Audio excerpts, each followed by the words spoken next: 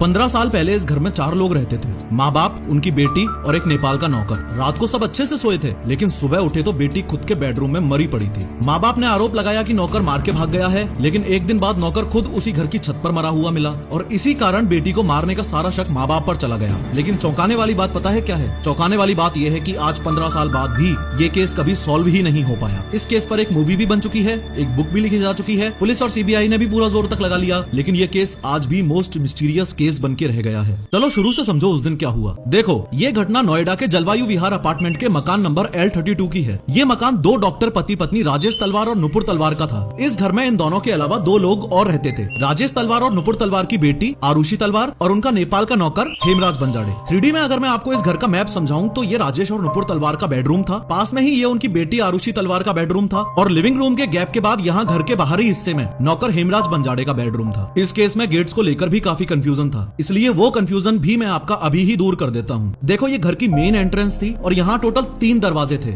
ये था सबसे बाहर वाला गेट जो कि सिर्फ धक्का देके भी खोला जा सकता था। उसके बाद ये बीच वाला ग्रिल डोर जिसमें ऑब्वियसली कुंडी लगाई जा सकती थी और सबसे अंदर था ये मेन वुडन डोर।